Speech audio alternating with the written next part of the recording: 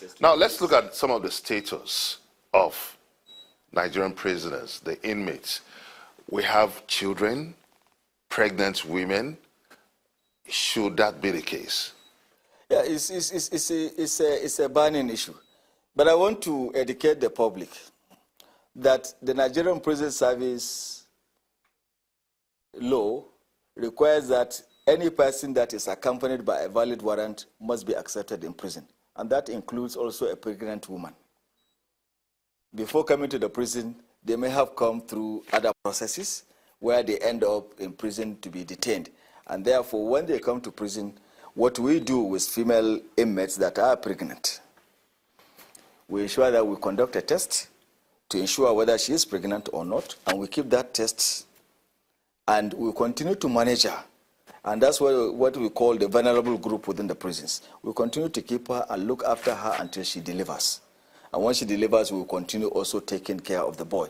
The law allows for us to take a female prisoner with her child so long as he's under 18 months of age, because she has not weaned him, and therefore there may be psychological factors if you just abruptly remove him from the child. And I think that's why the law allows that you can accept the child of a female prisoner who is less than 18 months. Once he's 18 months, what we do, we advise her to get in touch with her relations to take off the child, and where we can also take him to an orphanage until the mother is discharged. People are advocating for the introduction of more juvenile courts. Do you see this as addressing the problems, the clear and present problems on ground?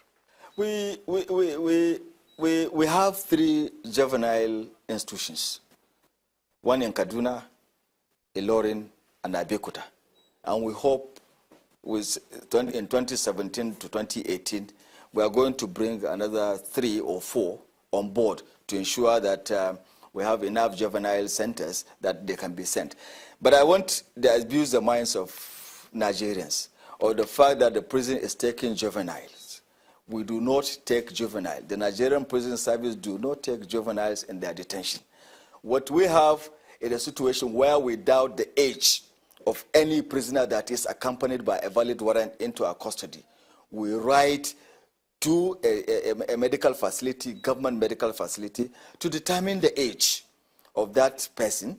And once we find that he's 18, we allow him in prison. Once we found that he's less than 18, we write to the committing authority, that is the court that brought him, to alert to the magistrate, to the high court judge, or to the customary judge, or whosoever brought him, to ensure that we bring to his attention that this boy is underage, and therefore his place is not here, but in a correctional home.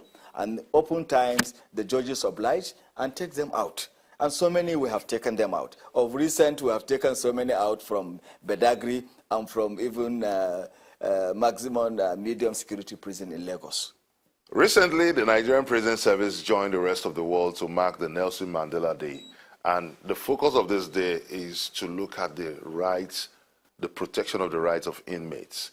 In Nigeria, would you say this has been adhered to?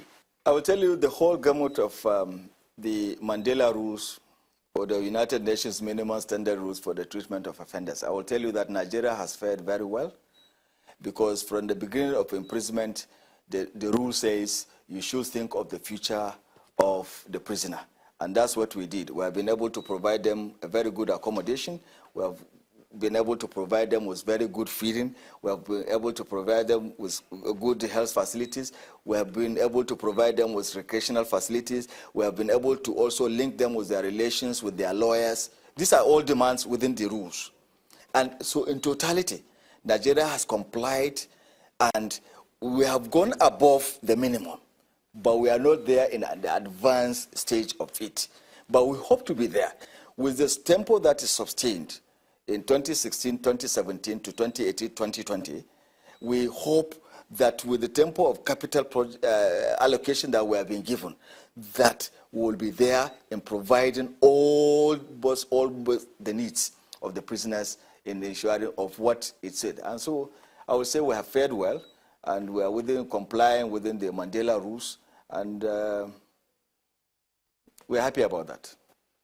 But we've seen situations where inmates that are supposed to have been rehabilitated in terms of their antisocial behavior, they get back to the society and even become more wild than they were. So what are you doing to improve the social behavior and make them more compliant to the society? Let me tell you what we do in terms of reforming the prisoners. It is unfortunate that the prison has overcrowding, but that's not the only issue of the prison itself. But in 2016, we have attempted to see how we can address the issue of overcrowding to provide enough space within the prison to carry everybody. But what you have done so far in terms of reformation of the prisoners, for those prisoners that are unfortunate not to have had any form of formal education, we expose them to various skills, welding, sewing, tailoring, and etc. Name any trade you know. We expose them to that. They undergo a trade test, grade 3, grade 2, and grade 1, that is given by the Federal Ministry of Labor. For those who want any form of formal education, we have provided them with the opportunity to continue with their education. Mark you, just last year, about 40 inmates in Abeokuta prison graduated with NCE from Yewa College of Education. What should be the standard capacity for the inmates, the size of the Nigerian prison per inmates? No, it depends from one prison to the other. It depends on the capacity that is allocated to that prison. Okay. But unfortunately, at the time when these prisons, I told you that these prisons are over 100 years old. Therefore, you could imagine the population of Nigeria in 1910. Imagine the population of Nigeria in 1915. In a presentation to FEC and various other forums, my minister has articulated a program of action, which we call immediate, short-term, medium-term, and long-term. And what we are doing now is to ensure that we look at all those issues in totality, holistically, to ensure that we address the issues. For prisons that they have space for us to increase and establish more cells, we have been able to do that in 2016. We are carrying that in 2017, additional cells within those prisons to improve the facilities and to improve their capacity to be able to hold so that they will not be able to say they are overcrowded.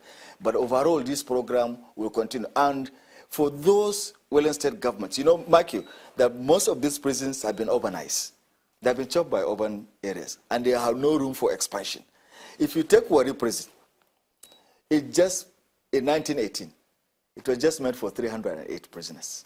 But it's locking over 1,600 inmates. So you could see the expansion. So we need to, where space cannot allow us, to move Warri prison, for example, away from that location to a more spacious location that we can have.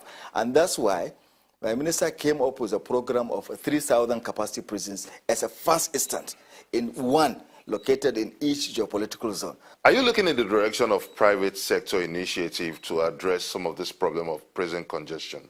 That has to be determined by the government. Before we wind down on this conversation now, how are you dealing with the issue of condemned convicts?